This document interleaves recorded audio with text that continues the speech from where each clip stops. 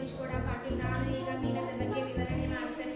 ಈ ವರ್ಗದ ಪ್ರಾಣಿಗಳನ್ನು ಮೀನುಗಳು ಎಂಬಂತಾಗಿ ಗುರುತಿಸಲ್ಪಟ್ಟಿದೆ. ಮೀನುಗಳೆಲ್ಲವೂ ಜಲವಾಸಿ. ಮೀನಿನ ಶರೀರವು ಕುದುರೆಯ ಆಕಾರದಲ್ಲಿರುತ್ತದೆ. ಮೀನಿನ ಬಾಯಿ ಶರೀರದ ಭಾಗದ ತುದಿಯಲ್ಲಿರುತ್ತದೆ. ಮೀನಿನ ಚರ್ಮದ ಮೇಲೆ ಶಲ್ಕಗಳಿವೆ. ಈ ಶಲ್ಕಗಳು ಚರ್ಮದ ರಕ್ಷಣೆ ಮಾಡಲು ಸಹಾಯಕವಾಗಿವೆ. ಇದರ ಜೊತೆಗೆ ಶ್ಲೇಷ್ಮ ಗ್ರಂಥಿಗಳು ಕಂಡುಬರುತ್ತವೆ. ಮೀನುಗಳಲ್ಲಿ ಜೋಡಿಯಲ್ಲದ ಹಾಗೂ ಜೋಡಿಯಾದ ಈಜುರೆಕ್ಕೆಗಳಿವೆ. ಈ ಈಜುರೆಕ್ಕೆಗಳು ಚಲನೆ ಹಾಗೂ ಸಮತೋಲನಕ್ಕೆ ಸಹಾಯಕವಾಗಿವೆ. ಮೀನುಗಳು ವೈವಿಧ್ಯಮಯ ಬಣ್ಣ ಮತ್ತು ಆಕಾರವನ್ನು ಹೊಂದಿದೆ. ಜೀರ್ಣಾಂಗವಿವು ಚೆನ್ನಾಗಿ ರೂಪಿತವಾಗಿದ್ದು ಮತ್ತು ಅನ್ನನಾಳ ಮತ್ತು ಸಂಬಂಧಿಸಿದ ಗ್ರಂಥಿಗಳನ್ನು ಒಳಗೊಂಡಿದೆ. ಮೀನುಗಳು ಕಿವಿರಿನ ಮೂಲಕ ಉಸಿರಾಡುತ್ತವೆ ಮತ್ತು ಇವುಗಳಲ್ಲಿ 2 ಕೋಣೆಗಳನ್ನು ಒಳಗೊಂಡ ಹೃದಯವು ಕಂಡುಬರುತ್ತವೆ. ಇವು ಶೀತ ರಕ್ತ ಪ್ರಾಣಿಗಳು.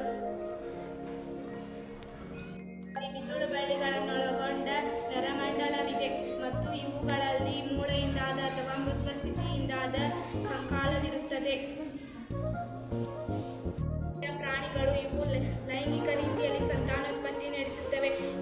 ಇವುಗಳ ಆಕಾರ ಮತ್ತು ಬಣ್ಣ ಮತ್ತು ರಚನೆಯಲ್ಲಿ ಬಹಳಷ್ಟು ವೈವಿಧ್ಯತೆ ಇದೆ. ಉದಾಹರಣೆ, ಶಾರ್ಕ್ಗಳು, ವಿದ್ಯುತ್ ರಶ್ಮಿ ಮೀನು, ಗರಗಸ ಮೀನು, ಕಡಲು ಕುದುರೆ. ಮೀನುಗಳು ನೀರನ್ನು ಬಿಟ್ಟು ಬದುಕಲು ಸಾಧ್ಯವಿಲ್ಲ. ಆದ್ದರಿಂದ ಮೀನುಗಳನ್ನು ಜಲವಾಸಿ ಎನ್ನುವರು. ಅತ್ಯಂತ ವೇಗವಾಗಿ ಈಜುತ್ತದೆ. ನಮ್ಮ ಪ್ರಪಂಚದಲ್ಲಿ ಮೀನುಗಳು ಸುಮಾರು 27 ಜಾತಿಯ ಮೀನುಗಳು ಕಂಡುಬರುತ್ತವೆ.